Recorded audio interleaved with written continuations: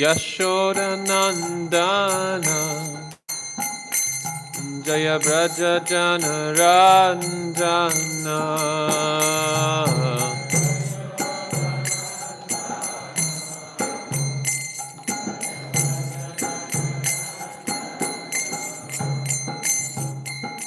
Jamuna Tira Bharachari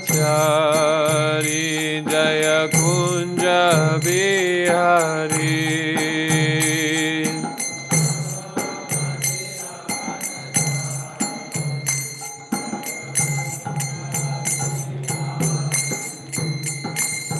Hare Krishna Krishna Krishna Hare Hare Hare Rama Rama Rama Hare Hare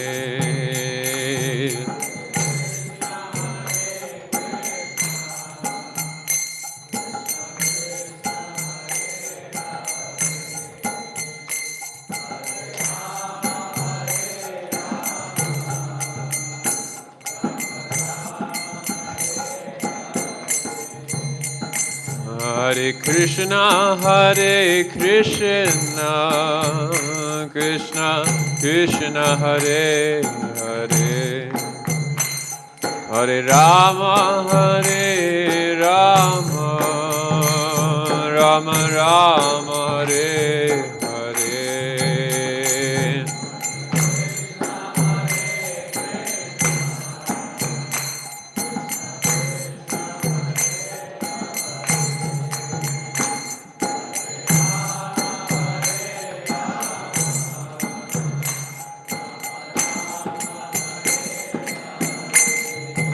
Hare Krishna Krishna Krishna Hare Hare Hare Rama Rama Rama Hare Hare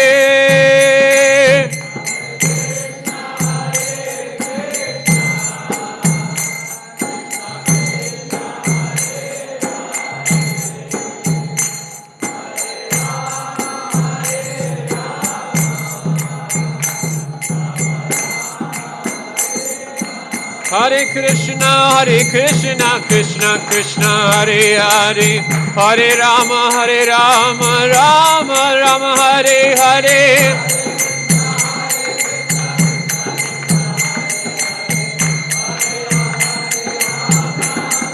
Hare Krishna Krishna Krishna Hare Hare Hare Rama Rama Rama Hare Hare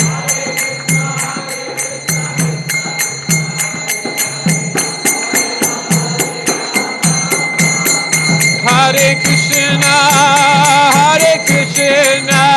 Krishna Krishna Hare Hare Hare Rama Rama Rama Hare Hare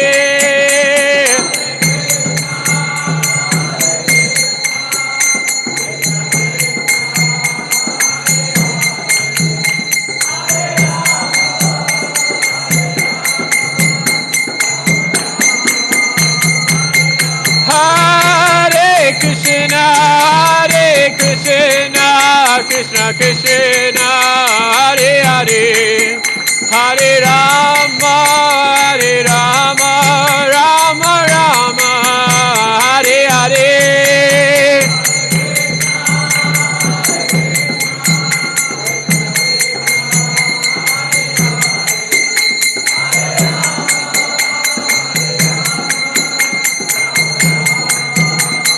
Hare Krishna Krishna Krishna Hare Hare Hare Ram Ram Ram Hare Hare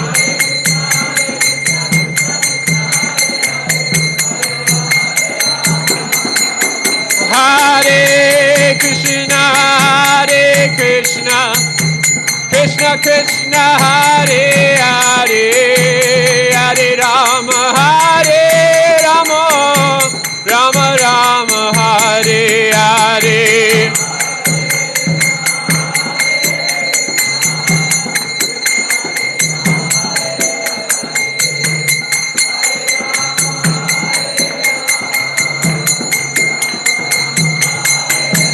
Hare Krishna, Krishna Krishna, Hare Hare, Hare Rama, Rama Rama, Hare Hare.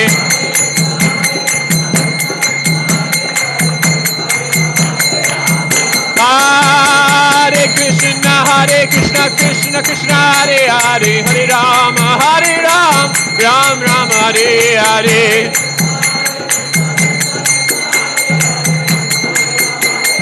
Nitai Gaura Haribo, Haribo, Haribo, Nitai Gaura Haribo.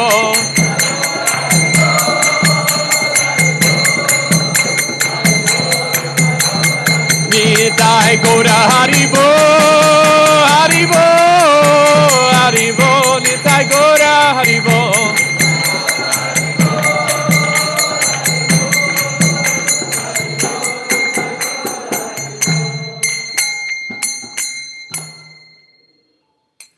Jai Om Vishnupad Paramahamsa Parivrajakacharya Ashtotara Shata Shri Srimad His Divine Grace A.C. Bhaktivedanta Swami Srila Prabhupada Ki Jai. Jai Om Vishnupada Paramahamsa Parivrajakacharya Ashtotara Shata Shri Srimad His Divine Grace Srila Bhakti Siddhanta Saraswati Goswami Maharaj Prabhupada Ki Jai. Ananta Koti Vaishnava Vrinda Ki Srimad Grantaraj Srimad Bhagavatam Ki Jai. Nitai Gaura Premanande.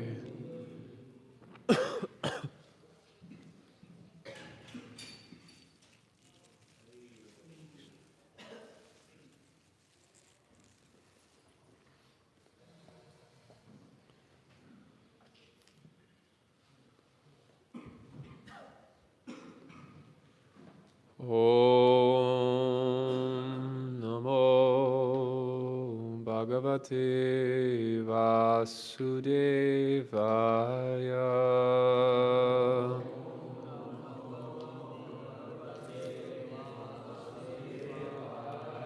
Om Namo Bhagavate Vasudevaya.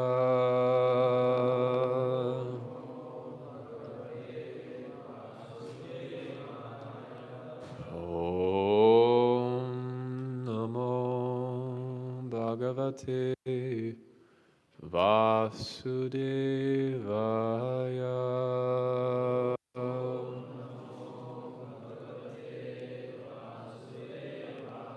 Narayanam Namaskritya Naram Chaiva Narottamam Devim Saraswatim Vyasam Tato Jayam Udirayet Nasupraya Shurabhadreshu Nityam Bhagavata Sevaya Bhagavati Uttama Shloke Bhaktir Bhavati Naishtaki Anartho Pasanam Sakshat Bhakti Yogam Zaroksaje Lokasya Janato Vidvams Chakri Satpava Samhitam Yasyam Vaishyamanayam Krishne Paramapurushe Bhakti Upadyate Pumsam Sokamoha Bhayapaha Krishna Vasudevaya Devaki Nandanaya Cha Nanda Gopa Kumaraya Govindaya Namo Namaha Yaswanubhavamakila Shutisaramekam Adhyatmadipamati Shatam Tamonindam Shamsharinam Karunayaha Purana Guyam Tam Vyasasunam Upayami Gurum Muninam. Today we are reading from the Srimad Bhagavatam, chapter 19, the appearance of Shukadev Goswami, text number 1. And I don't think I'm speaking until text number 4, correct? So I will read, there's purports for every verse, but apparently Raj Krishna Prabhu felt the most important was number 4. So I'll read all the verses and the purports, and then once we get to text number 4, we can all read together.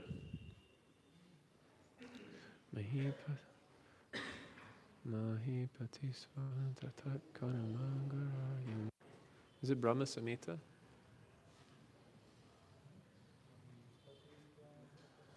Okay.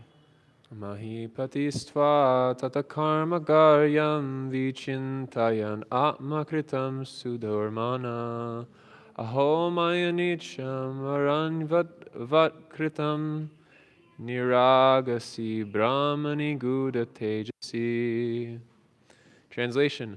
Sudha Goswami said, while remaining home, the king, Maharaj Parikshit, felt that the act he had committed against the faultless and powerful Brahmana was hideous and uncivilized, and consequently he was distressed. Purport. The pious king regretted his accidental improper treatment of the powerful Brahmana, who was faultless. Such repentance is natural for a good man like the king, and such repentance delivers a devotee from all kinds of sins accidentally committed. The devotees are naturally faultless. Accidental sins committed by a devotee are sincerely regretted. And by the grace of the Lord, all sins unwillingly committed by a devotee are burnt in the fire of repentance. Dhruvam tato me krita deva helanat duratayaya vyasanam natidrikat tat astu kaman hiragang nishatayame yata nakuryam purna eva madaha. King Parikshit thought, due to my neglecting the injunctions of the Supreme Lord, I must certainly expect some difficulty to overcome me in the near future. I now desire without reservation that the calamity come now, for in this way I may be freed of the sinful action and not commit such an offense again. Purport. The Supreme Lord enjoins that brahmanas and cows must be given all protection. The Lord is himself very much inclined to do good to brahmanas and cows. Go brahmana hitayacha. Maharaj Parikshit knew all of this, and thus he concluded that his insulting a powerful brahmana was certainly to be punished by the laws of the Lord, and he was expecting something very difficult in the very near future. He therefore desired the immediate calamity to fall on him and not on his family members. A powerful man's personal misconduct affects all his family members. Therefore, Maharaj Parikshit desired the calamity to fall on him alone. By suffering personally, he would be restrained from future sins, and at the same time, the sin which he had committed would be counteracted so that his descendants would not suffer. That is the way a responsible devotee thinks. The family members of a devotee also share the effects of a devotee's service unto the Lord. Maharaj Prahlad saved his demon father by his personal devotional service. A devotee's son in the family is the greatest boon or blessing of the Lord. Adhyaiva radyam balarida kosyam prakopita brahmakulano yome dandva abhadrasya purnana me bhut Prapti yasidir dvijadeva gobaya. I am uncivilized and sinful due to my neglect of Brahminical culture, God consciousness, and cow protection.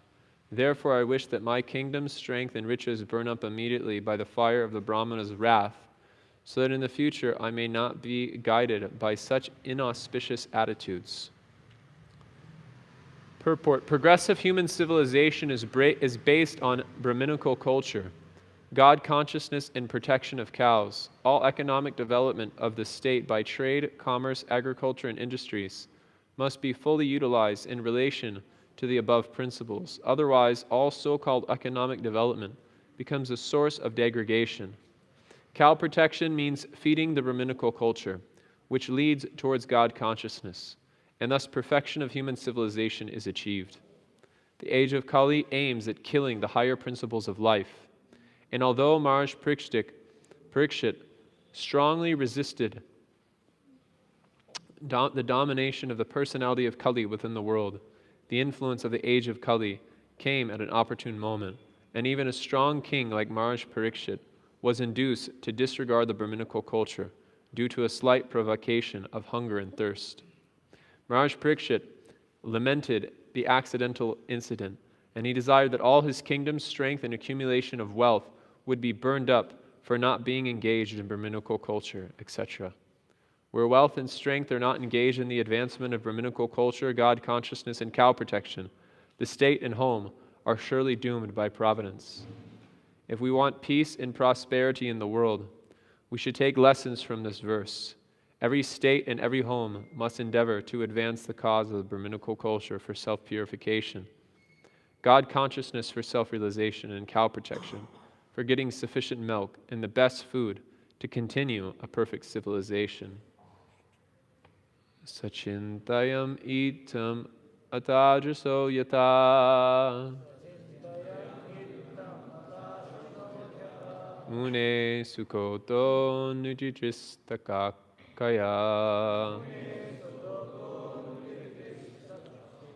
sasadumene nachirena taksaka nalam prakaktasya virakti karanam sachintayan itam atajaso yata mune sukoto niritistakakshaya sasadumene nachirena tasaka nalam prasaktasya virakti karanam sachintayan itam atajaso yata mune sukoto niritistakshaya sasadumene nachirena tasaka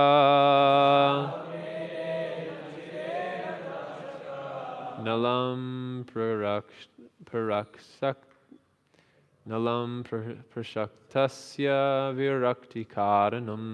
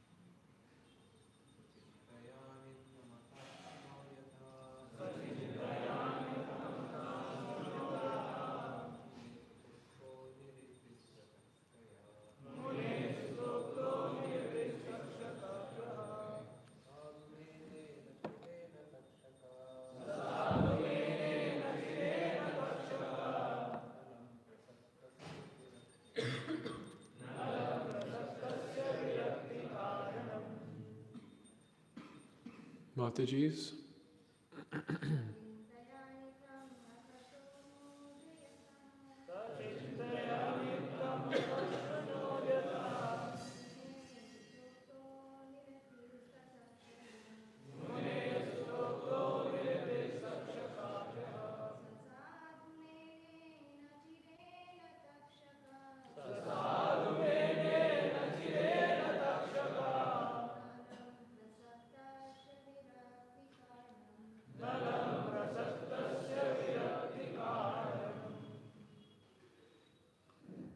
Sa, he the king, Chintayan, thinking, Hitam, like this, Hata, now, Ashranot, heard, Yata, as, Mune, of the sage, Sutta Yuktaha, uttered by the sun, Niriktihi, death, Tasaka Akyaya, in relation with the snake bird, Saha, he the king, Sadhu, well and good, Mene, accepted, Na, not, Chirena, very long time, Taksaka, snake bird, Alanam, fire, Parasaktasya, for one who is too attached, Virakti, indifference, Karanam, cause.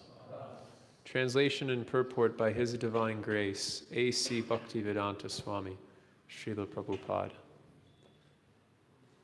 While the king was thus repenting, he received news of his imminent death, which would be due to the bite of a snake bird, occasioned by the curse spoken by the sage's son. The king accepted this as good news, for it would be the cause of his indifference toward worldly things. Purport. Real happiness is achieved by spiritual existence or by the cessation of the repetition of birth and death. One can stop the repetition of birth and death only by going back home, back to Godhead. In the material world, even by attaining the topmost planet Brahmaloka, one cannot get rid of the conditions of repeated birth and death. But still, we do not accept the path of attaining perfection.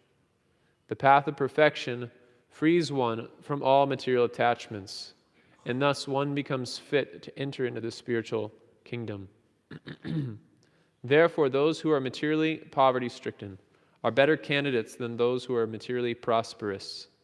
Maharaj Parikshit was a great devotee of the Lord and a bona fide candidate for entering into the kingdom of God. But even though he was so, his material assets as the emperor of the world were setbacks to perfect attainment of his rightful status as one of the associates of the Lord in the spiritual sky. As a devotee of the Lord, he could understand that the cursing of the Brahmana boy, although unwise, was a blessing upon him, being the cause of detachment from worldly affairs, both political and social. Samika Muni also, after regretting the incident, conveyed the news to the king as a matter of duty, so that the king would be able to prepare himself to go back home, back to Godhead. Shamika Muni sent news to the king that foolish Shringi, his son, although a powerful Brahmana boy, unfortunately had misused his spiritual power by cursing the king unwarrantedly. The incident of the king's garlanding the Muni was not sufficient cause for being cursed to death. But since there was no way to retract the curse, the king was informed to prepare for death within a week. Both Samika Muni and the king were self-realized souls. Samika Muni was a mystic and Maharaj Parikshit was a devotee. Therefore, there was no difference between them in self-realization. Neither of them was afraid of meeting death.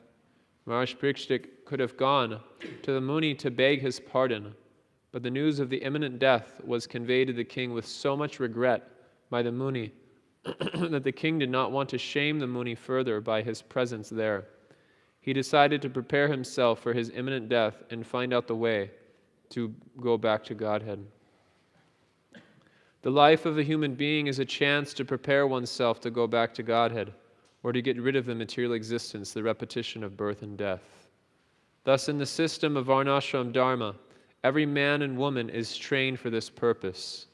In other words, the system of Varnashram Dharma is known also as Sanatana Dharma, or the eternal occupation. The system of Varnashrama Dharma prepares a man for going back to Godhead, and thus a householder is ordered to go to the forest as a vanaprastha to acquire complete knowledge and then take sannyas prior to his inevitable death. Parikshit Maharaj was fortunate to get a 7-day notice to meet his inevitable death. But for the common man there is no definite notice, although death is inevitable for all. Foolish men forget this sure fact of death and neglect the duty of preparing themselves for going back to Godhead. They spoil their lives in animal propensities, to eat, drink, be merry, and enjoy. Such irresponsible life is adopted by the people in the age of Kali because of a sinful desire to condemn Brahminical culture. God consciousness and cow protection, for which the state is responsible. The state must employ revenue to advance these 3 items and thus educate the populace to prepare for death. The state which does so is the real welfare state.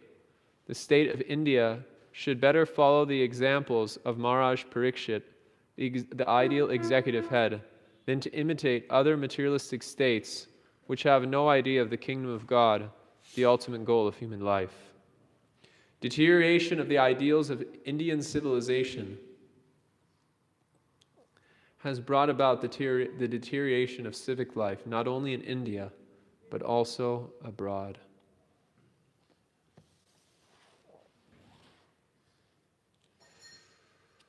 Om Ajnanatimidandasya Jnananjana Shalakaya Chakshurunmilitam Yenam Tasmai Shri Guruve Namaha.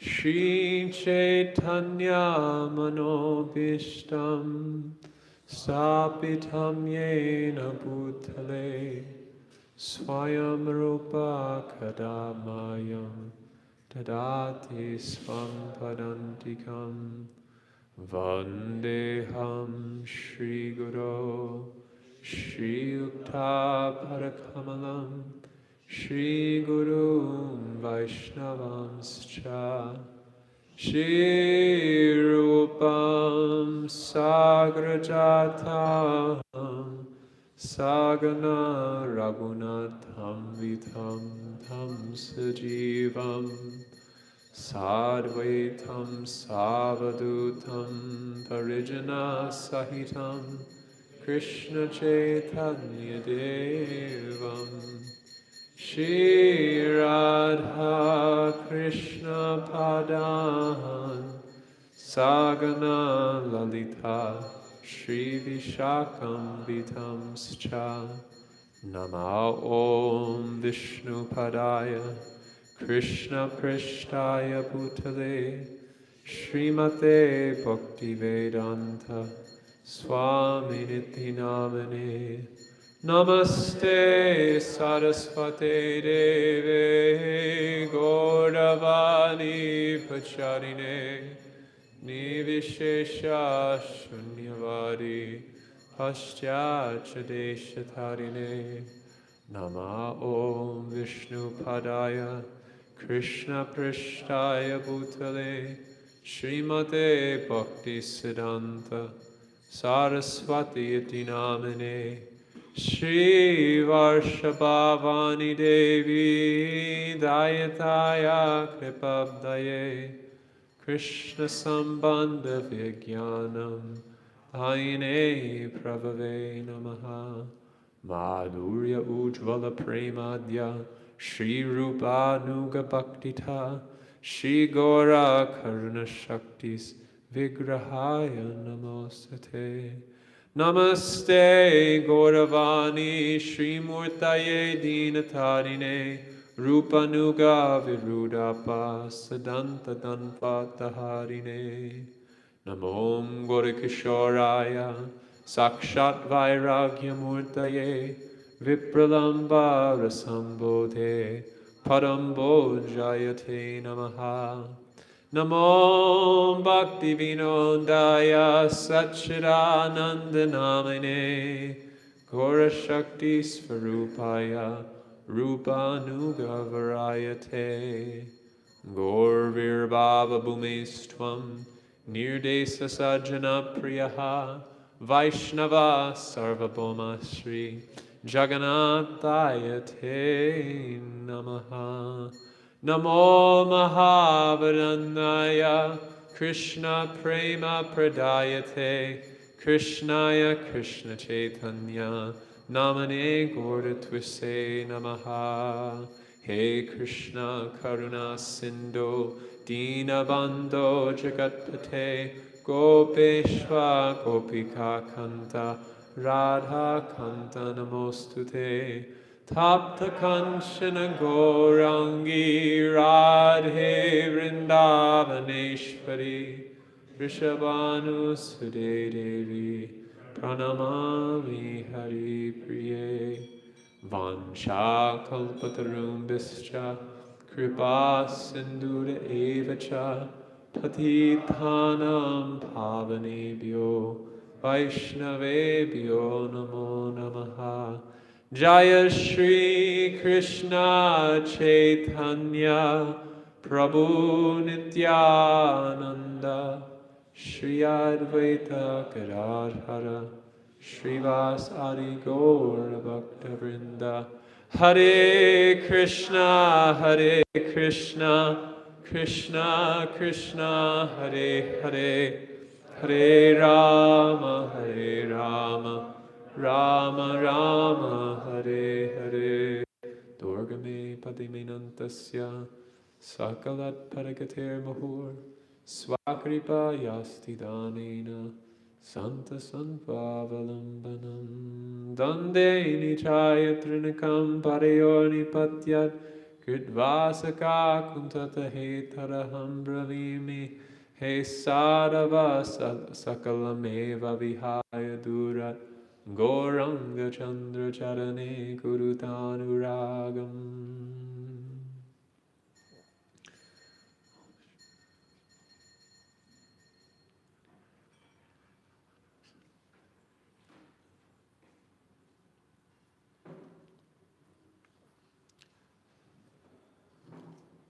Srila Sanatana Goswami,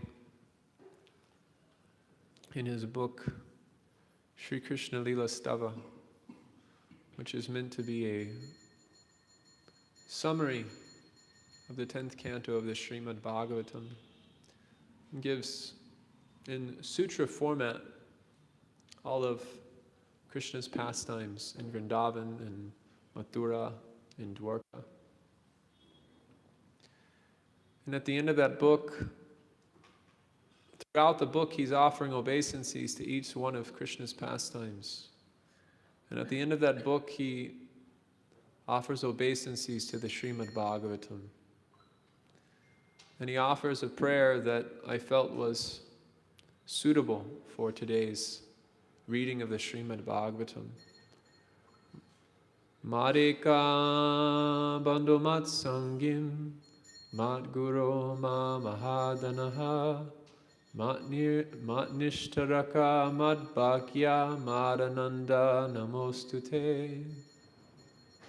He prays to the Srimad Bhagavatam saying that my only friend, my constant companion, my spiritual master, my great wealth, my savior, my good fortune, my source of ecstasy, I bow down to you. So the Srimad Bhagavatam, as Sanatana Goswami is saying, is our constant companion.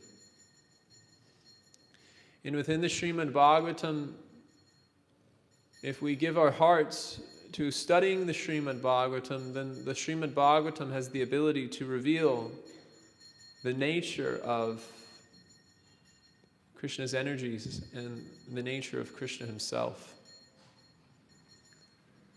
And simultaneously, we learn about the devotion that devotees have for Krishna that sets the ideal standard for what we're aspiring for.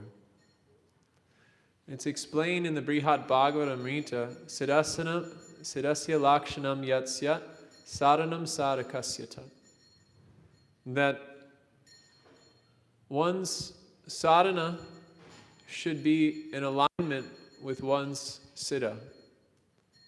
It's not that one can behave any way one likes, and they can expect to achieve an exalted result. This is quite logical.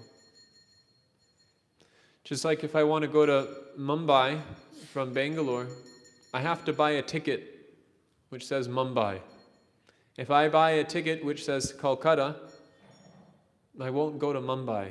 Even if I try to board the plane to Mumbai, they won't let me on the plane. So in the same way, if we are in fact aspiring to go back home, back to Godhead, we should have some understanding of what it takes to go there. What is the standard of practice that one should cultivate within themselves? And this is specifically revealed within the Srimad Bhagavatam. This conversation which is taking place in the Srimad Bhagavatam between Shukadeva Goswami and Maharaj Parikshit is the most important conversation to have ever taken place in the history of humanity.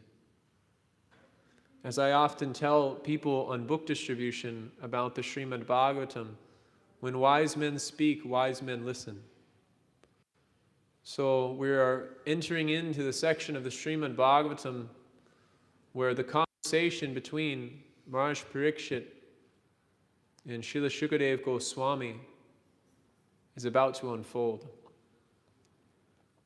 Maharaj Parikshit, his name that's given to him in the Srimad Bhagavatam is Vishnurata, which means one who is protected by Vishnu. And this is because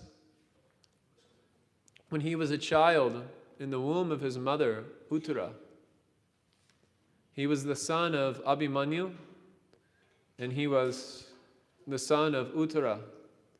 Abhimanyu, as we all know, was unfortunately killed in the battle of Kurukshetra in an attempt to, he more or less sacrificed himself in the battle of Kurukshetra and died very valiantly, like any noble Kshatriya would, for the right cause. He gave his life fighting for the dynasty of the Pandavas.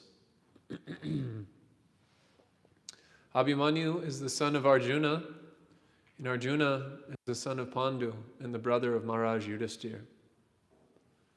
So after Maharaj Yudhisthira left the throne to take shelter fully of Krishna, Maharaj Parikshit was going to be enthroned as the king. And Ashvatthama, knowing that Maharaj Parikshit would be the heir to the throne of the Pandavas, due to his enviousness of the Pandavas, of their killing his father, Dronacharya, wanted to kill Maharaj Parikshit when he was in the womb. We can only imagine the amount of envy that is boiling in the heart of Ashvatthama, seeing that the Pandavas had become successful in defeating the Kauravas. He was the last remnant of Duryodhana's enviousness. So Ashvatthama, he released a Brahmastra, although he was unqualified to do so, and he directed it at the womb of Uttara. You can imagine a pregnant woman who's just lost her husband, and Ashvatthama is trying to kill the child in her womb. She's practically seen all of her relatives killed on the battlefield. She's lost her husband. And now Ashvatthama, being blinded by his greed for power, being blinded by his enviousness of the Pandavas, is going to kill Maharaj Parikshit in the womb of his mother.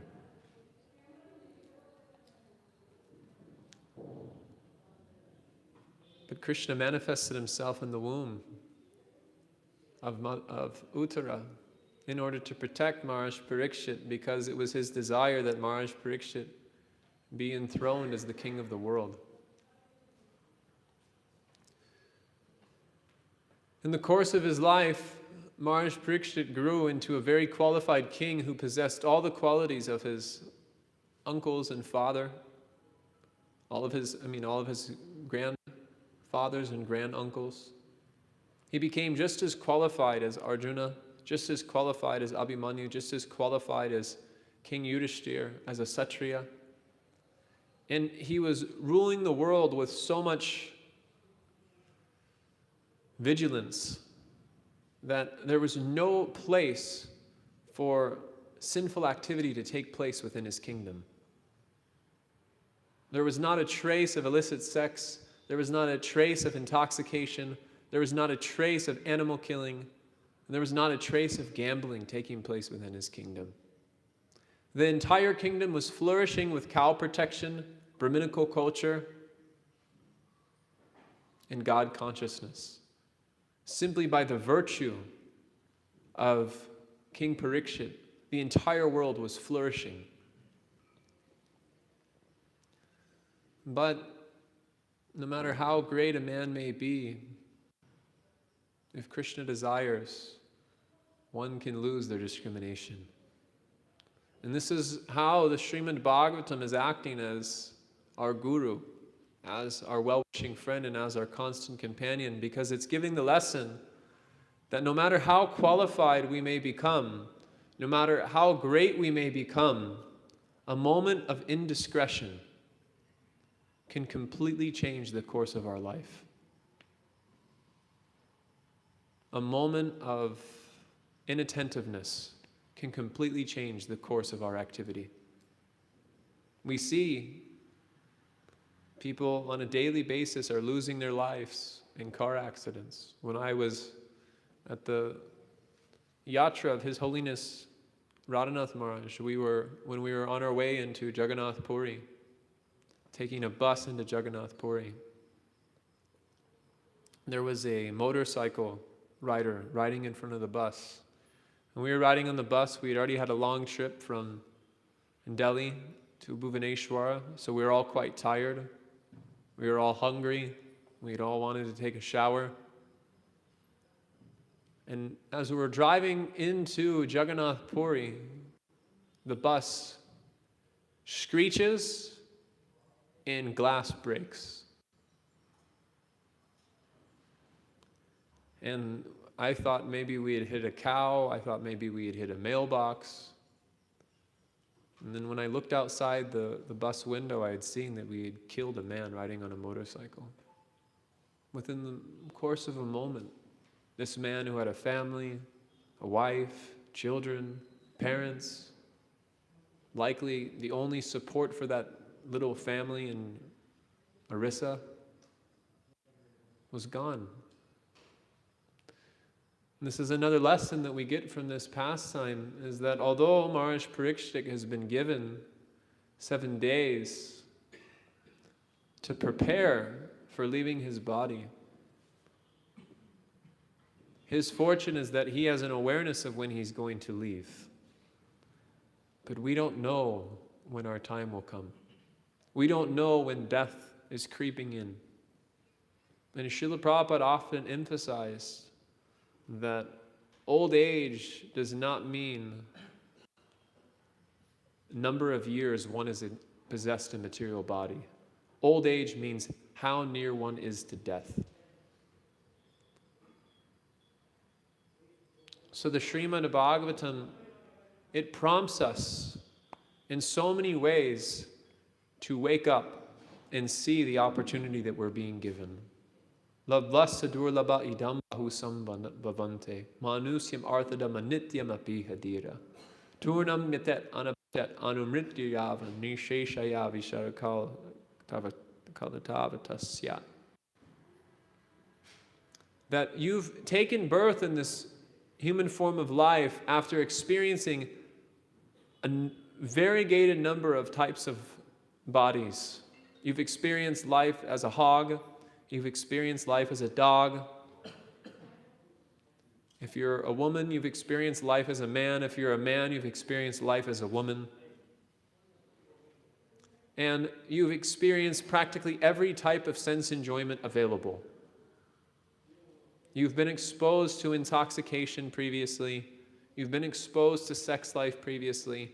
You've been exposed to all varieties of sense gratification previously.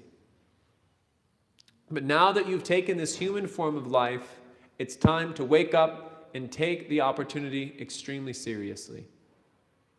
Because although the human form of life is temporary, manusyam artadam anityam api hadira, it offers one the opportunity to achieve the greatest kind of wealth.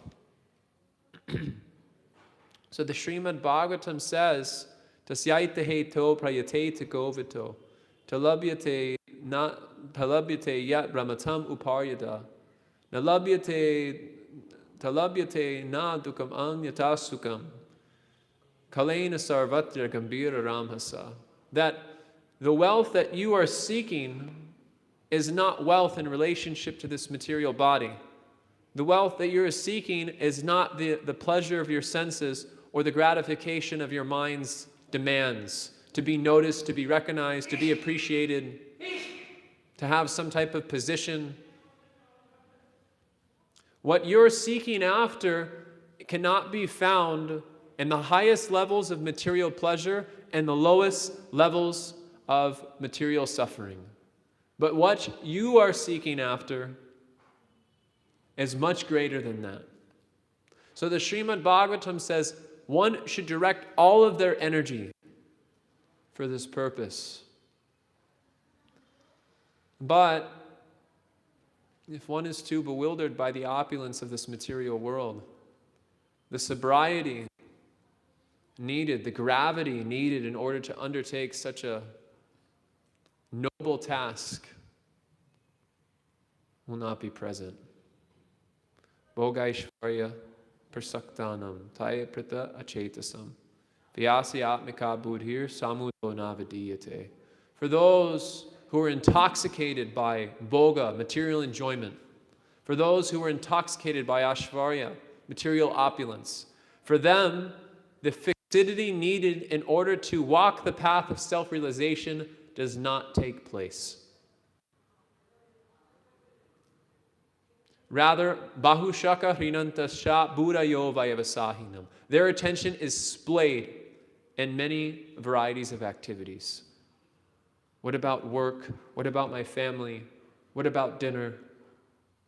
What about this thing, that thing? What about what's going on in this part of the world? The mind is completely disturbed by the distractions of the material energy. And this is all the illusion of Maya's great magic. That although we've attained such a wonderful opportunity to make spiritual progress, she makes us forget it all by the petty pleasures of this insignificant world. The pleasures which are going to come today and vanquish tomorrow, we become completely enamored by. Just as an animal becomes completely enamored by the mirage in a desert, in the same way we become completely enamored by the pleasures of this world in the form of family, in the form of society, in the form of friends, in the form of so-called love. We fall victim to Maya's trap over and over and over again.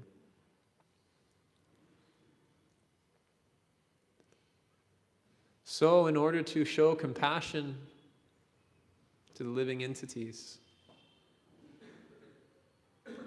Krishna manifests himself in the form of Hari, one who takes everything away. And said in the Srimad Bhagavatam in the prayers of Queen Kunti, Bogaishvarya Shuta Shri Bir Evam Banas Madam Pumam. Navai Har Abhidam Tumvai Twam Makinshana Gocharam. That if one wants to chant the names of Krishna with feeling, if one wants to call upon the Lord with genuine love and genuine eagerness and genuine dependence, there cannot be a trace of pride in one's material achievements. There cannot be a trace of attachment to one's material possessions, gross and subtle. One has to become akinchana. So we're getting the example of Maharaj Parikshit because a king, what's the difference between ourselves and a king? This is a question I often ask people on book distribution. Whenever I'm sharing a Srimad Bhagavatam set with people with the hope that they'll take it and take advantage of it. I ask them, what's the difference between ourselves and a king? Most people, they don't know how to answer. It's kind of a question that many people don't ask you on a daily basis. Most people are asking, how's the weather or how's your family? But when someone asks you, what's the difference between yourself and a king, you have to think a little bit.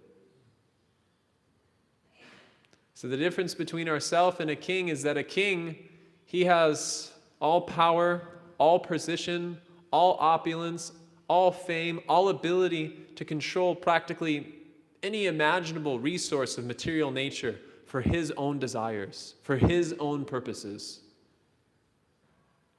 This is why civilization which is not guided by a God-conscious leader is so dangerous.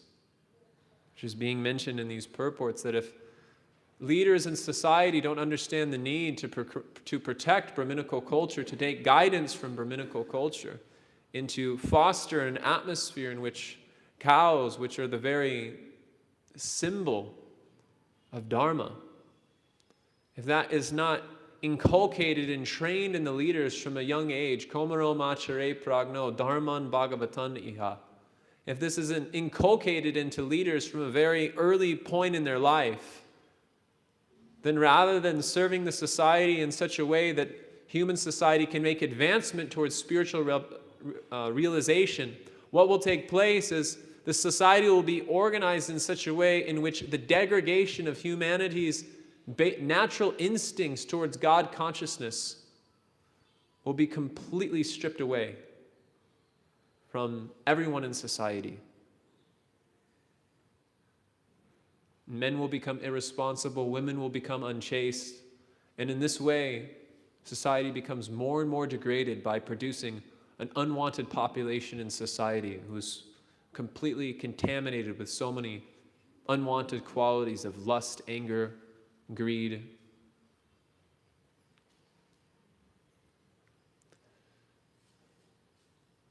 So a king has a very grave responsibility, and Maharaj Parikshit is a king who has everything in his possession. But as Srila Prabhupada is pointing out in the purport, to be a king is a very, although materially advantageous position, spiritually it's completely disadvantageous. It creates so many obstacles in one's progress because you have everything you could possibly want materially. And unless one has been trained from an early stage in their life to engage everything in the service of the Lord, it's very easy to become diverted. And even we see, if one has had good training, to be around so much material opulence is not an easy thing to control oneself in the midst of. We see this in the example of Maharaj Priyavrata. Priyavrata was trained as a brahmachari by Narada Muni himself. But still, Priyavrata taking up the responsibility of being a king, a bit hesitatingly, still became enamored by the opulence which come with being in such a high royal position.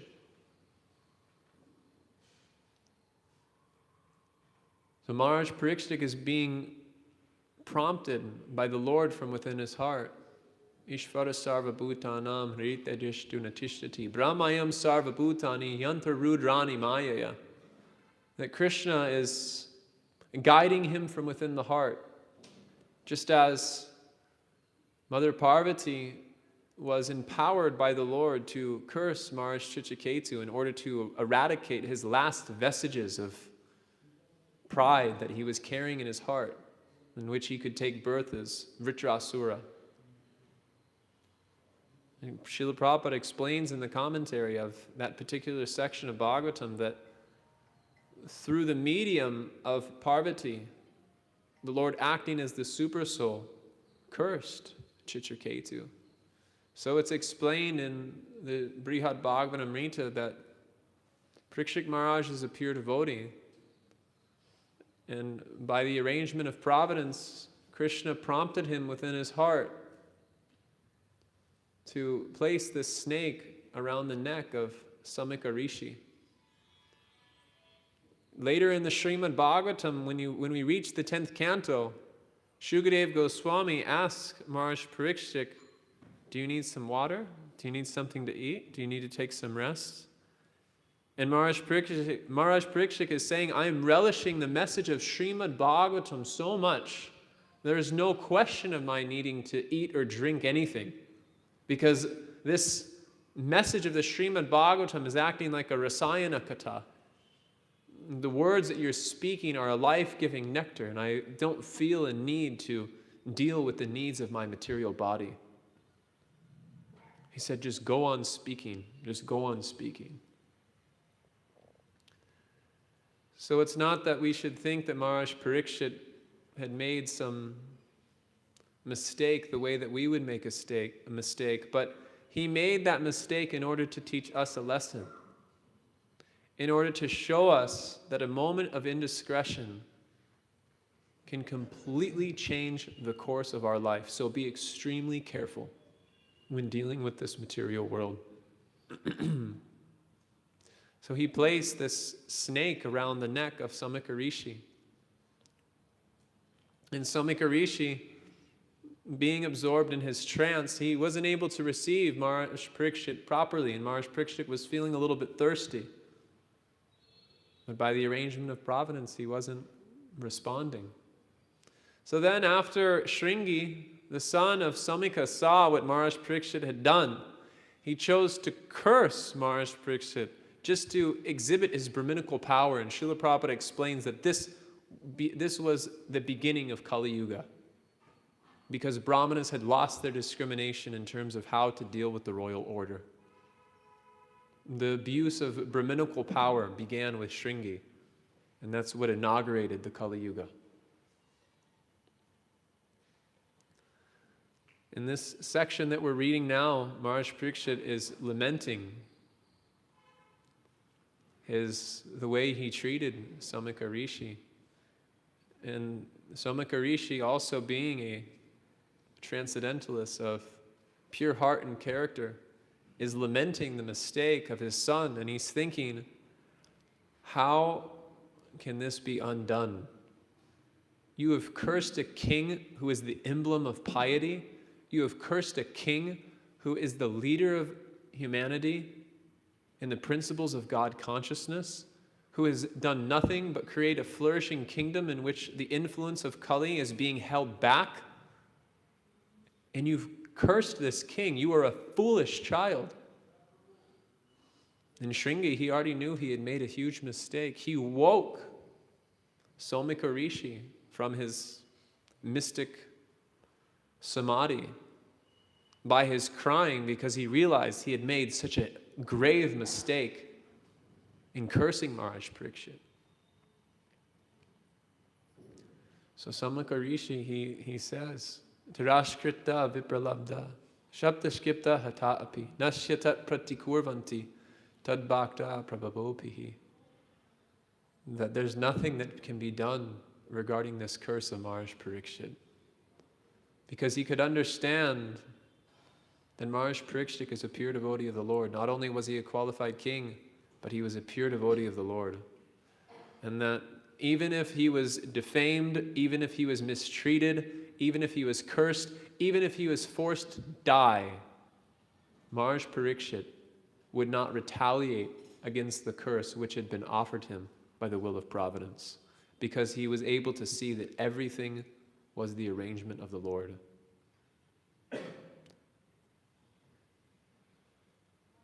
Yastu sarvani bhutani atmanyevanu pashati sarva bhutesu chatmanam tato navi jigupsate, that one who's existing in transcendental consciousness, one who sees Krishna within all things and all things within Krishna, they have nothing to hate in this world due to being beyond the dualities of this material world. In the material condition of life, our conception is we accept things which are good for our material sense gratification, and we reject things which aren't so favorable for that. Icha dvesha samutena davan mohena bharata sarva bhutani samoham sagrayanti parantapa. And this absorption in the dualities of good and bad of this world is the primary source of bondage within the subtle body of the living entity, which keeps them here in this realm of birth and death. This absorption in thinking things are good for me and things are bad for me. But Maharaj Parikshit is not a conditioned soul. Maharaj Parikshit is having the vision of a pure devotee. Yomam pasati sarvatra, yomam pasasi sarvatra, sarvam cha mayi pasasi. Yomam pasati sarvatra. Anyways, I'm forgetting that shloka.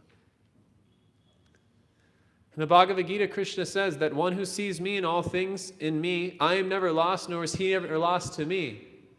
So although Maharaj Parikshit has been put in a position where he's been cursed to die, he's praying that let this reaction come immediately for my having offended Samika Rishi. Let it come immediately so others don't have to suffer and I can deal with the consequences. So this is the mood of a devotee, is that whatever Krishna is giving to us in our life, the humility of a devotee is such that they're able to accept all circumstances with a mood of deep gratitude for the Lord's mercy. Tatena nukampam susamikshamano bunjana evatmam gritam vipakam hridvagva puvir vididam namaste jiveya mukti pade sadaya bhak. But whatever the devotee has to undergo in the service of the Lord, if in the course of that service one has to undergo some unfavorable circumstances, such as being ridiculed, such as being cursed, or even being forced to die, the devotee doesn't retaliate against such circumstances because he simply goes on serving the Lord with his mind, body, and words. And this becomes his inheritance to the kingdom of God. So Maharaj Parikshit is setting the example for us that in life there are going to be reversals. In life there are going to be circumstances which go against the plans that we have made.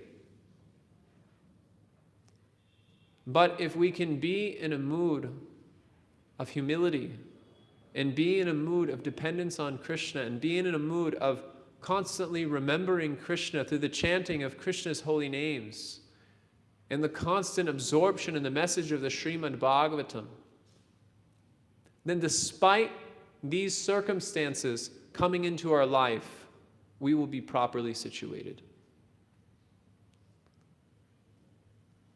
So we really have only one task to take up in relationship to dealing with this material world.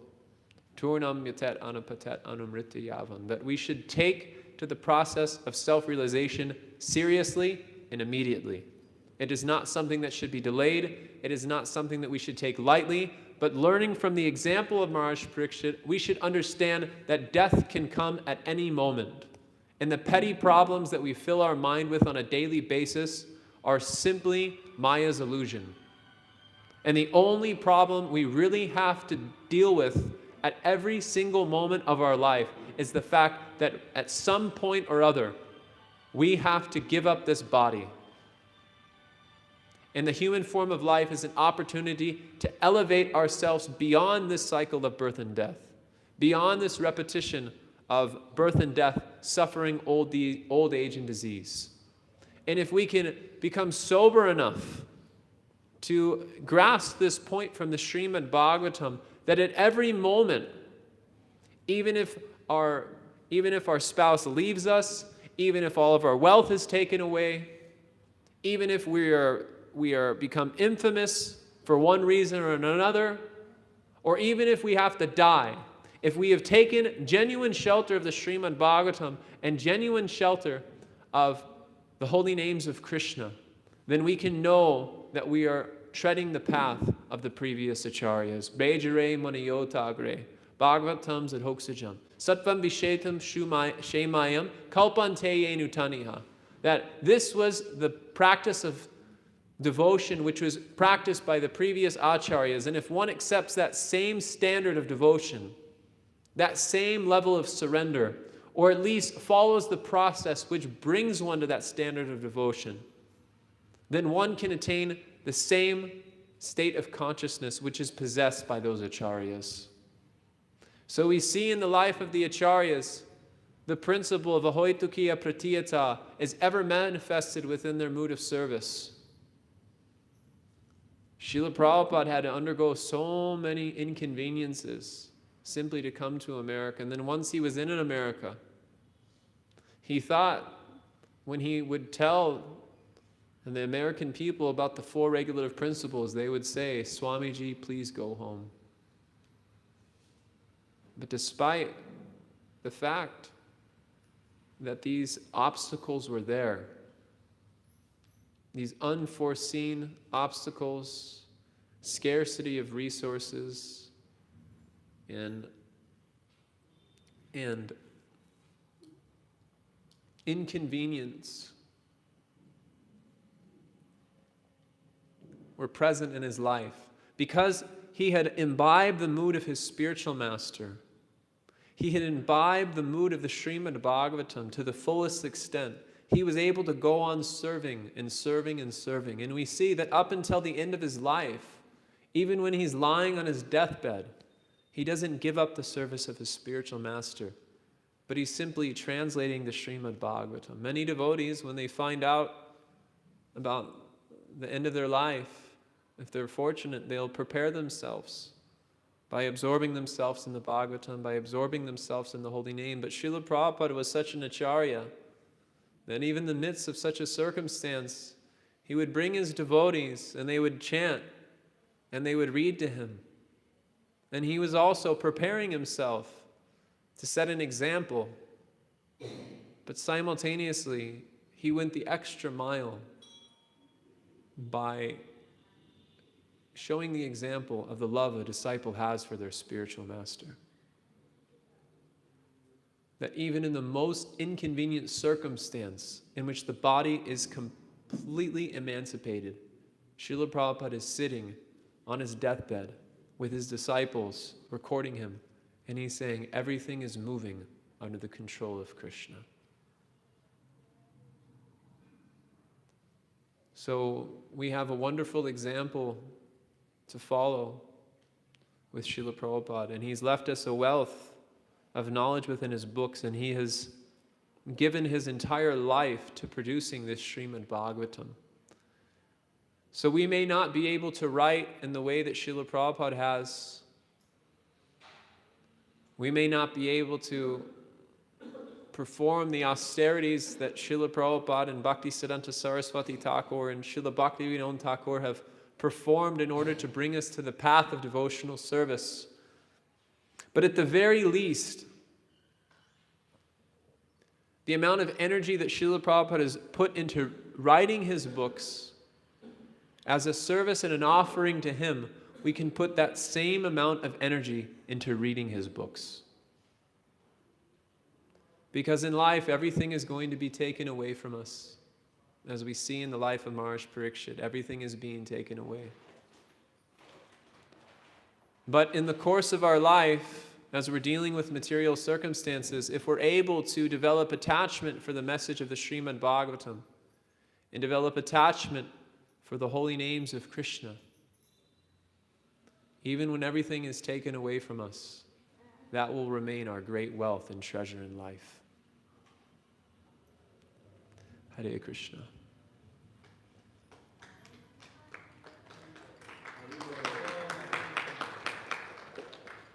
So we can open it up for discussion if there's some questions or comments or chastisements.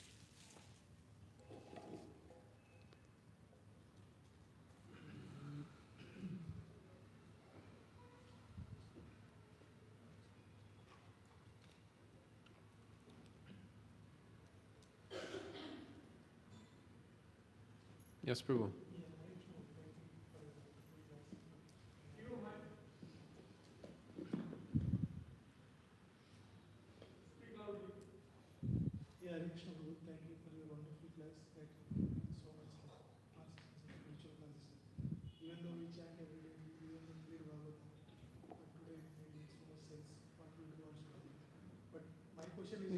A little bit closer. Yeah. My question is like how we can increase our dependence on holy name and Bhagavatam. And just as an iron rod develops all the qualities of a fire by being in constant contact with it, in the same way, if we stay in constant contact with the holy name and with the Srimad Bhagavatam, Sangat Sanjayate Kaman, through that constant contemplation, through that constant absorption, even if it's done in a regulative way now, then gradually attachment will develop. And then also on days like Ekadasi, we can increase that absorption. Ekadasi, Srila Prabhupada explains in the Nectar of Devotion, is meant for minimizing the needs of the body and increasing one's spiritual activities. So sometimes in ISKCON, Ekadasi is the best feast of the entire month. I know that's the case in my temple in Los Angeles. But we should be a little bit sober to consider that these days like Ekadasi is a Madhavatiti, and that these days have the ability to bring about great devotion within the heart by the mercy of Mother Ekadasi. So on days like Ekadasi, we can make an endeavor to increase our chanting. We can make an endeavor to increase our reading. But the principle is, keep the vibration going. Nityam Bhagavata Sevaya. The Vaishnavacharyas, they explain that we should be absorbed in the holy names and the glorification of Krishna 24/7. Kirtaniya Sadahari. But Vishwanath Chakravarti Thakur, he explains that it may not be possible for a conditioned soul to come to that standard immediately. So we should at least, at the very minimum, try to make it a daily practice for some amount of time. And through regular contact with the Srimad Bhagavatam, the message of the Srimad Bhagavatam will be revealed to us by the grace of the Srimad Bhagavatam. Jnanam paramaguyam me yad vijnana samambitam. The Srimad Bhagavatam is very mysterious and very confidential knowledge, and it can only be understood by those who Krishna chooses to make it understood to. So sarahasyam sarangam cha grihitam gatitam maya. But within the Srimad Bhagavatam itself is the process by which the Srimad Bhagavatam can be revealed. So although it's very mysterious and although it can be difficult to understand because it can only be understood by the grace of Krishna, tapite deva parambuja dvaya prasadam lesh anugriyete hevahi, that you have to get a trace. You don't need a lot of it, you just need a trace of Krishna's mercy. And by that trace of Krishna's mercy descending through the Guru Parampara, one can begin to get a sense of what the Srimad Bhagavatam is about.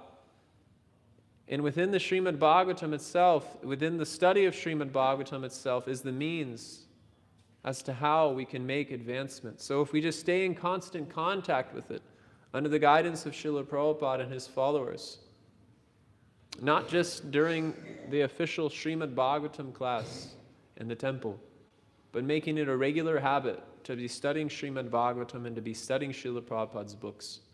If this is the regular habit of all members of the International Society for Krishna Consciousness, then we'll all make rapid advancement.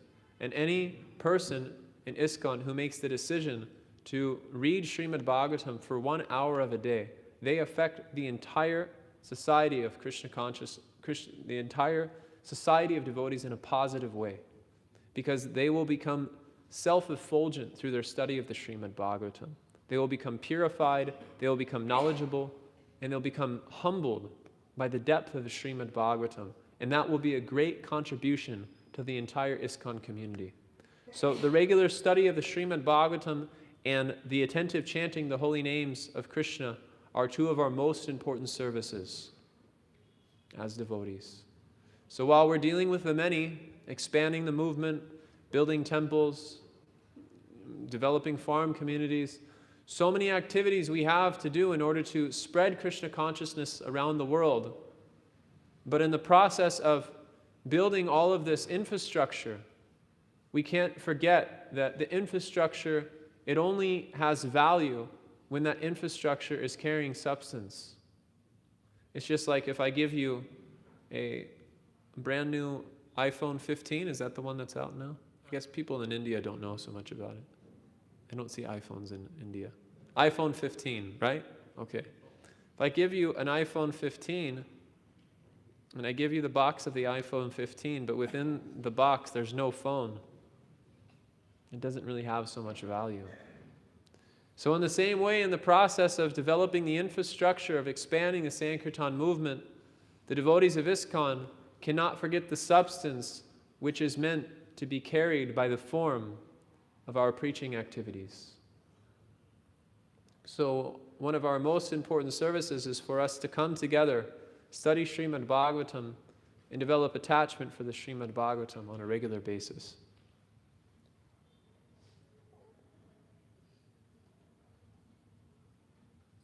Yes, Prabhu. We need to just pass the microphone.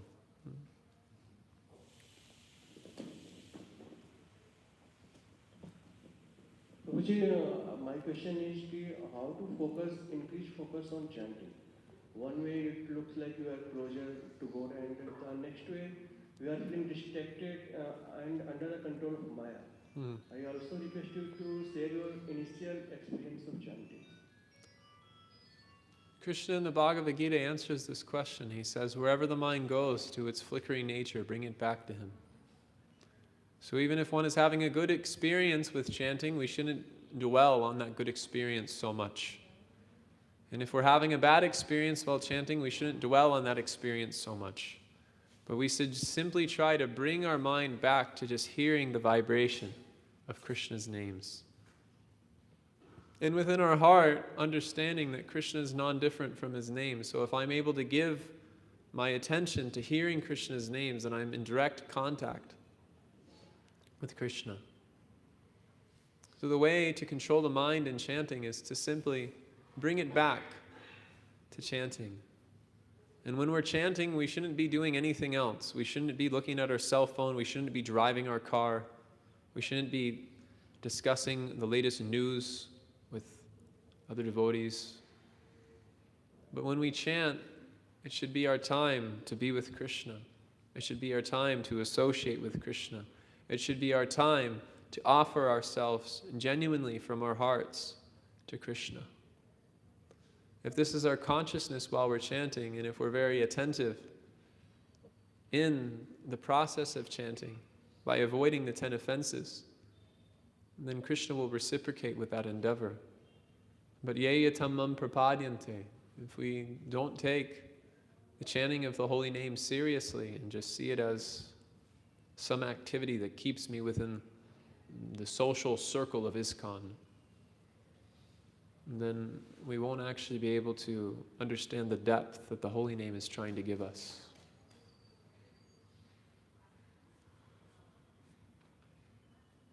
Any other questions?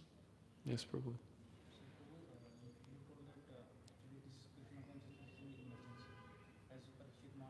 Wait, just 1 second. Let's bring a microphone because there's many devotees here and not everyone can hear it so easily.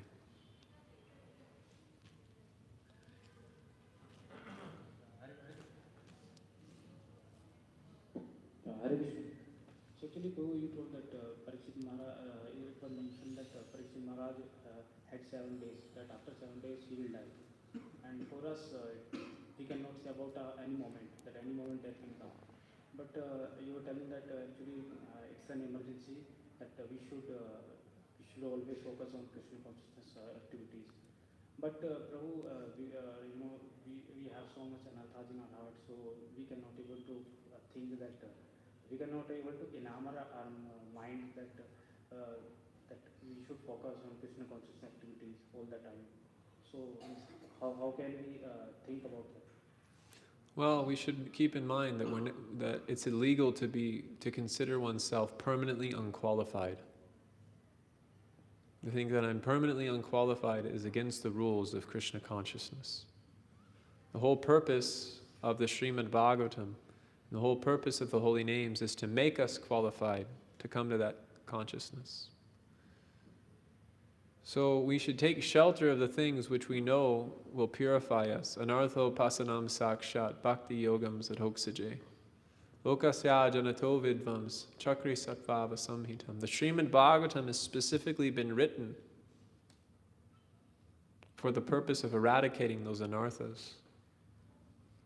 But if we go on saying, I'm just contaminated with anarthas, I'm unqualified, I'm not able to do this because I am such a low person, then you're just falling victim to low self-esteem. That's not productive for making spiritual advancement. Humility doesn't mean to have low self-esteem. Humility means to accept the instructions which has been given by the previous acharyas, no matter how difficult it is for us to apply. So we should just stick with the process. As Srila Bhaktivinoda Thakur says, we should follow the simple path strictly. It's not that Krishna consciousness is so difficult. It's not that you have to go sit in the Himalayas for the next 1,000 years, holding your breath, and only eating a chickpea once every 3 months. But Krishna consciousness is very blissful. We have the association of devotees, we have the deities, we have prasadam on a daily basis, we have the chanting of the holy names. Everything is there. But many times, due to our enviousness of Krishna, we fail to be grateful for what Krishna is giving us. We fail to be grateful for the sacrifice that the acharyas have done in order to see all of us come take shelter of the chanting of the holy names.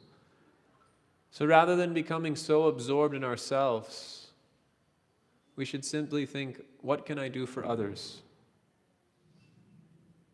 And the first thing that we can do for others is by making ourselves qualified, by taking advantage of what's being given, such as the Srimad Bhagavatam, the holy name.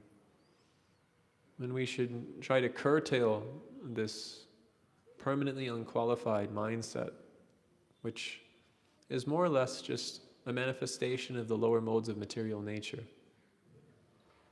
We should be in association which lifts us up and gives us hope that I can apply this process. Although it may be difficult, I can apply this process. And syat Krishna nama charitar sasatapta vidya pitto pitapasya rasanasa narochikanu kinvada radu kinam kalda swada justas krami abet tadgaramula hantri.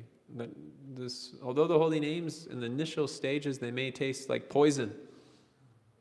They may be extremely bitter, just like a person who's taking sugarcane juice, but they're infected with jaundice. In due course of time, that medicine begins to have an effect, and that which was previously bitter becomes very sweet. So we should just be patient, stay in the association of devotees, and apply the principles that we know will work. And one thing that will always work is the study of Srimad Bhagavatam and the constant chanting of Krishna's holy names.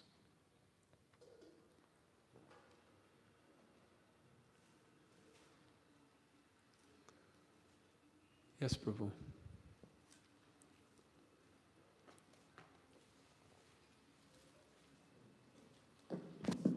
Hare Krishna, Prabhu. Thank you so much for the class.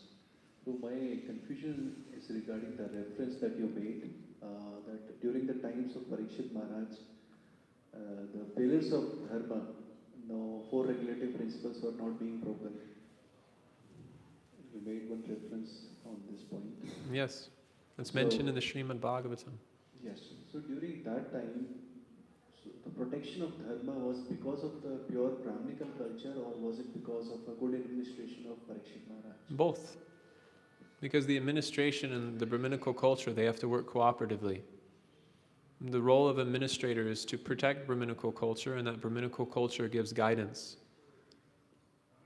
Because we see that during that time also the anarthas in the form of Kama, Krodha, Lobha, Moh, it was existing. When we see the Kauravas, it was existing in their... That was before the time of Parikshit. Okay. Yeah, that was before the time of Parikshit. The Kauravas had been annihilated during the reign of Maharaj Parikshit. And there was a time of peace after the battle of Kurukshetra. But then once Kali entered the scene, once the age of Kali began to enter into the reign of Maharaj Parikshit banned him to only be in places in which the four regulative principles were being broken. And Srila Prabhupada explains in his commentary we were just reading today that although Maharaj Parikshit was able to keep off Kali Yuga, still the force of Kali Yuga is so powerful, Kalosmi, because ultimately Kali Yuga is a manifestation of Krishna's Kala Shakti, his time potency. So even though Maharaj Parikshit was so powerful, he couldn't hold back Kali Yuga any longer. So Kali Yuga manifested in the form of Shringi, cursing Maharaj Parikshit. And that's what the Acharyas in Srila Prabhupada says. That was the beginning of Kali Yuga, was Shringi's curse. Because that marked the degradation, the beginning of the degradation of Brahminical culture. And then when Brahminical culture became degraded, everything else was lost. It's just like if you cut off the head of a body. As soon as you cut off the head of the body, the rest of the body malfunctions. So in the same way, as soon as the Brahminical culture had become contaminated by Shringi's curse, everything began to degrade.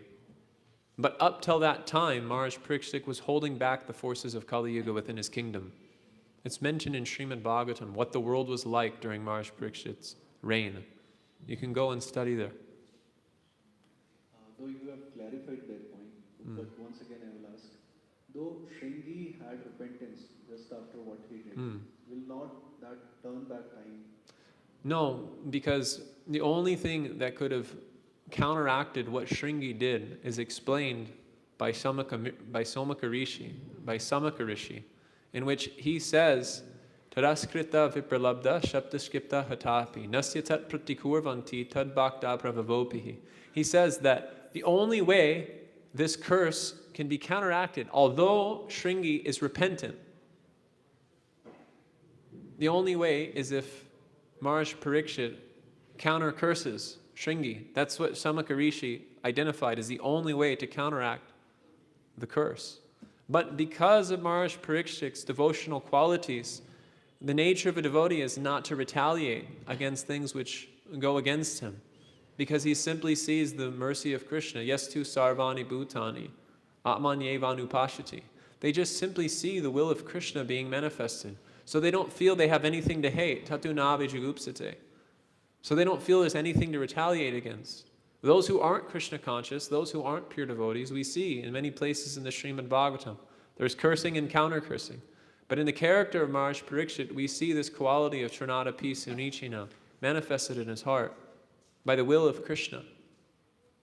So this whole pastime is quite perplexing because Maharaj Parikshit is being guided by the Lord and everything is being orchestrated by the Lord. Previously, Maharaj Parikshit had been protected within the womb of his mother. And now nothing is protecting him. But still he's being used as an example for how to perfect one's life. And you'll see that the conversation which takes place between Shukadev Goswami and Maharaj Parikshit is so illuminating that it not only benefited Maharaj Parikshit, but it's continuing to benefit the entire world. So as Bhishma Dev says in the first canto, that to understand the will of Krishna is extremely difficult, practically impossible. Thank you, Guruji. Hare Krishna. Very good questions.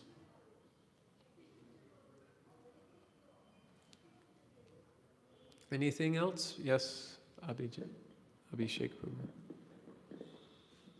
Hare Krishna. Thank you for that giving that emergency mode for us to practice Krishna consciousness. But there is always a thought in our mind, yes, this is important, but not right now, little bit after, like next week I'll start. Or next month I will start doing. Or that mind keep giving an excuse so that I can do sometime later. Now, right now I'm not comfortable to do. Maybe after some time. That's why Srila Bhaktisiddhanta Saraswati says that we should beat the mind 100 times in the morning with shoes and beat the mind 100 times in the evening with a broom. Because that's Maya's trick, to think that I can start next week. I can start when I'm an old man. You are not guaranteed to become an old man. You're not even... There's a song I used to listen to when I was growing up. Nothing's ever promised tomorrow today. You understand? It's a bit of a rhyme. Nothing's ever promised tomorrow today. The promises, you can never make a promise for tomorrow today, because tomorrow isn't guaranteed. So we don't know when our time is coming. I just recently, in this past year, I got vivid experience of this particular circumstance. I had a godbrother who was serving at New Talavan. They're building a new temple in New Talavan. So he's been helping build that temple for the last year and a half, helping a Srila Prabhupada disciple named Sri Rag Prabhu. And my godbrother, just as he did every day, was driving to the work site to help with the temple, and he lost control of his vehicle because a deer jumped in front of the vehicle, and he lost control and he ran off the road and smashed into a tree, and he left his body. He's only 26 years old, 27 years old. So how old are all we? Some of us are older than 27, some of us are younger.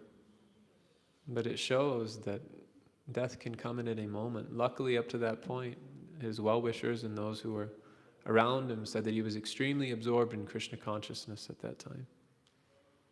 He was memorizing entire chapters of the Srimad Bhagavatam, entire chapters of the Bhagavad Gita, reading for an hour a day, despite the fact he was extremely busy building this temple.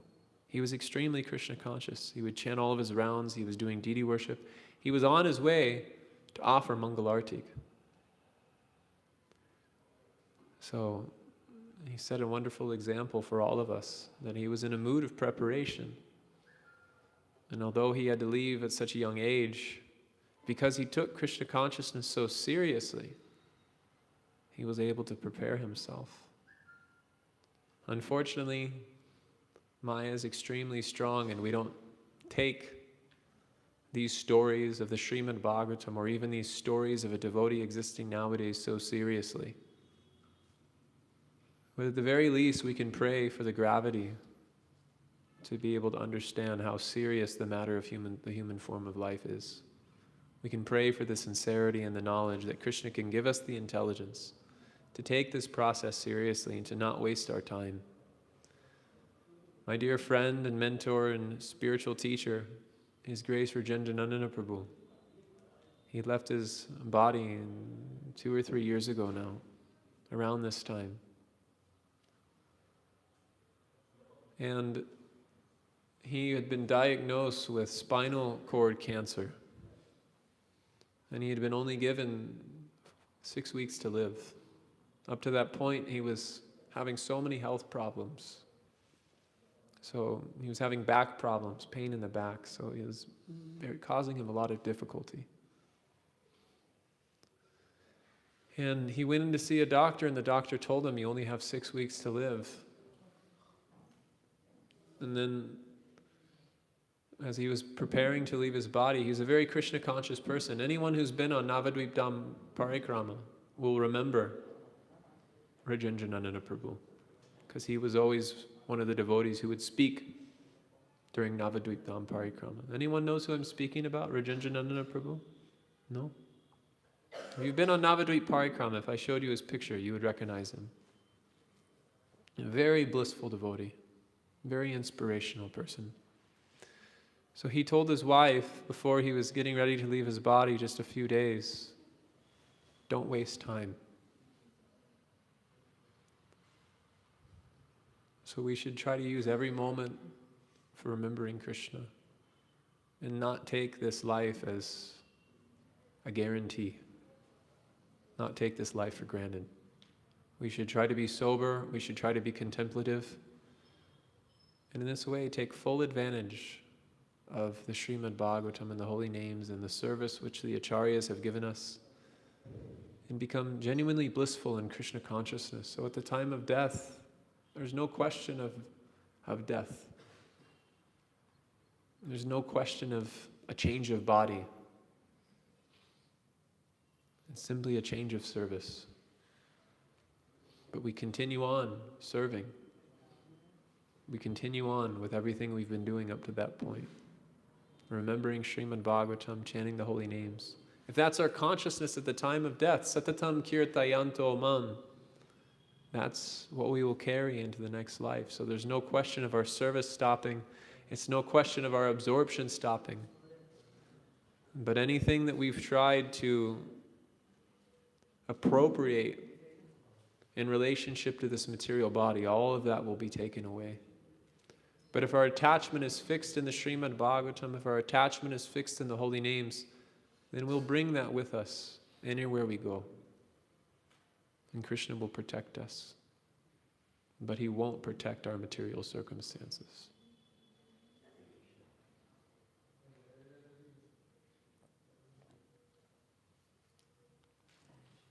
Can I ask one more? Sure, as long as everyone's okay. Is everyone okay? Okay. In America, people would be like, let's go take prasadam. Come on, wrap it up. But all of you are very kind and merciful to allow me to keep speaking.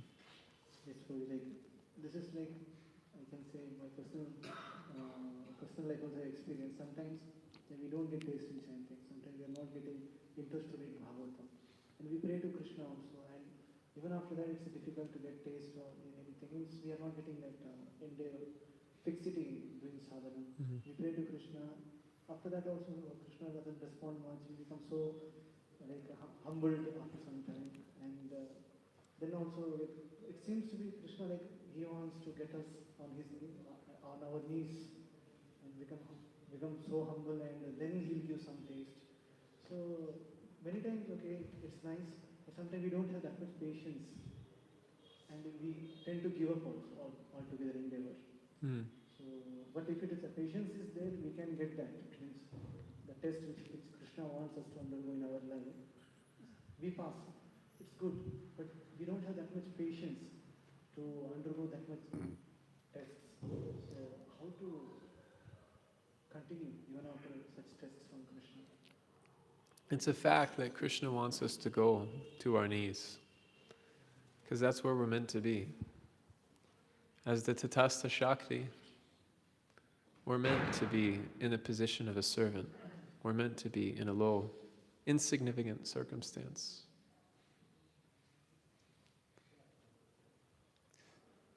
So we should take shelter of the association of devotees. Sadhu Sange, Sarva Shastri Koi, Lava Mantra Sadhu Sange, Sarva Siddhi Hoy. We should take shelter of the association of devotees, and Srila Bhaktivinoda Thakur says that if the one doesn't have a taste for chanting, then one should be in the association of one who does have a taste for chanting. And chant in that person's association and study their mood in chanting, study their disposition towards chanting. And in this way we can overcome the offenses that we're committing in our chanting. And when it comes to getting a taste for hearing, Shushu Sho Shuddhadanasya, Asuteva Gatarachi, Syanmahat Sevana Vipra, Punya Tirtha Nishevana. We should try to find some great soul that we can really give ourselves to in service consistently.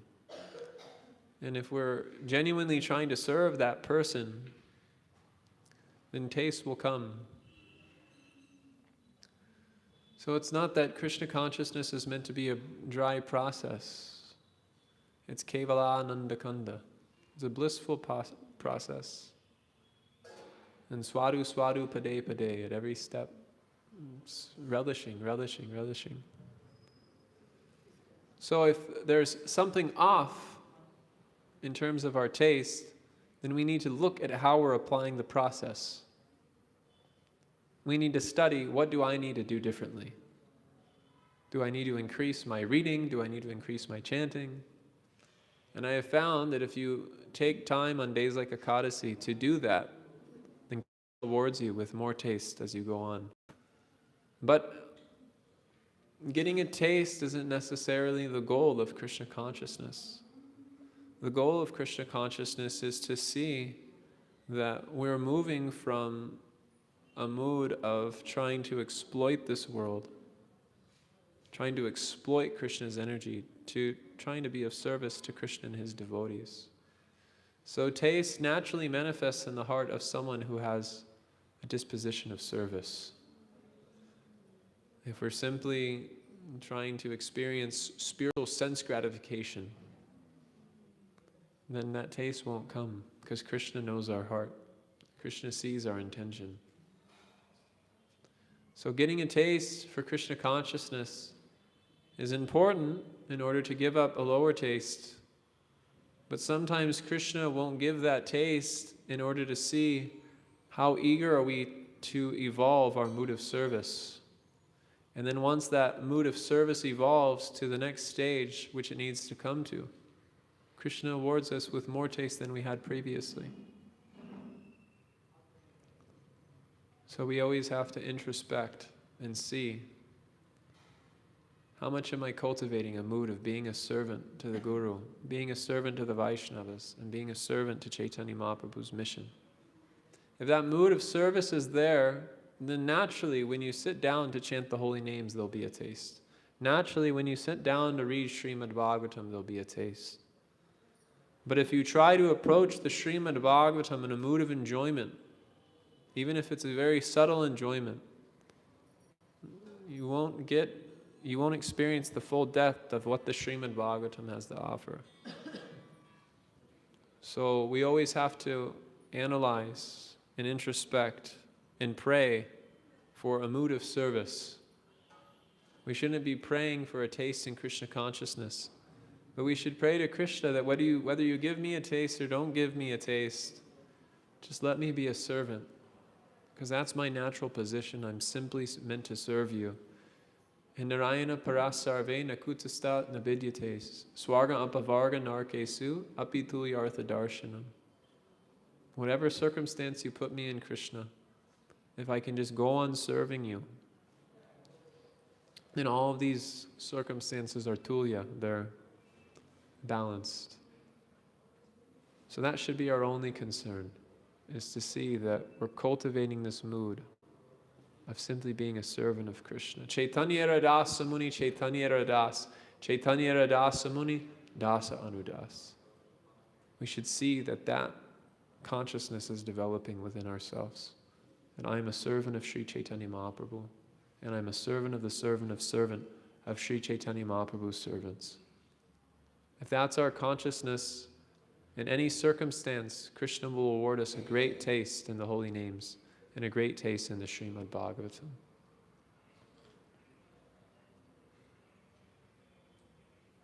Is that okay? One more question? Last question. I think I'm torturing everyone.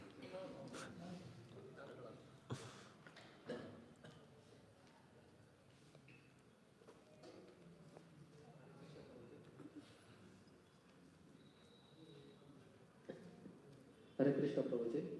While reading the book called Science of Self-Realization, I got a doubt. In this sentence, they have mentioned that as far as art transplantation is concerned, there is no question of success unless the soul is there in the heart. So, there are so many people in the society who will going to donate eyes.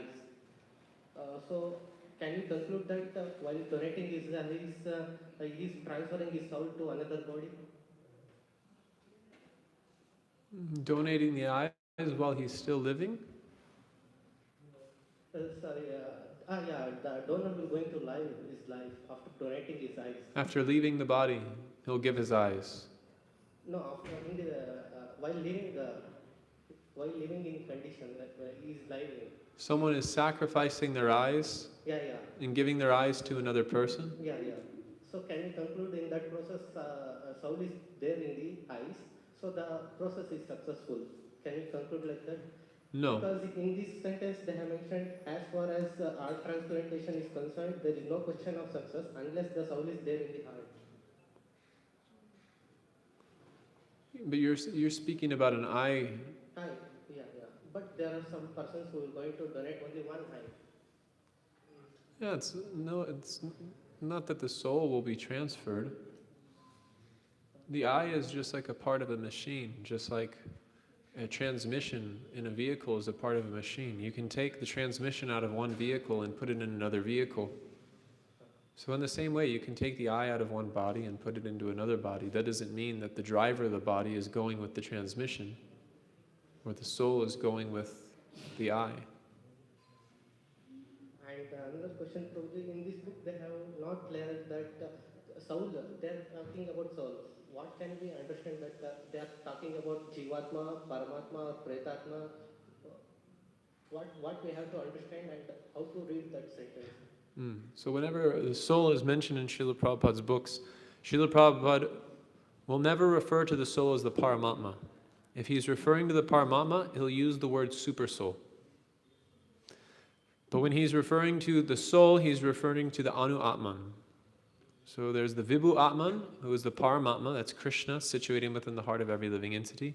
And there's the Anu Atman, which is the individual living entity situated in one's own body. And that's who we are. So whenever Srila Prabhupada refers to the soul, he's referring to the Anu Atman, the Jiva. He's never referring to the Paramatma. If he is referring to the Paramatma, he uses the word super soul. Hare Krishna, Prabhu. Thank you. Hare Krishna. Thank you all very much.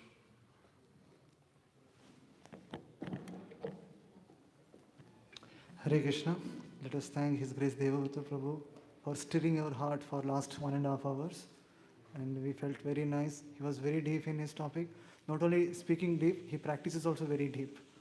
So let us thank by one time loudly chanting Hare Krishna Mahamantra. Hare Krishna, Krishna Krishna, Hare Hare, Hare Ram, Rama Rama, Hare Hare. As today is Ekadashi, as Prabhu also mentioning, it's a Madhava Tithi. So we can engage our more and more time for chanting and reading Srimad Bhagavatam and try to reduce our material activities a little less during these days. Hare Krishna.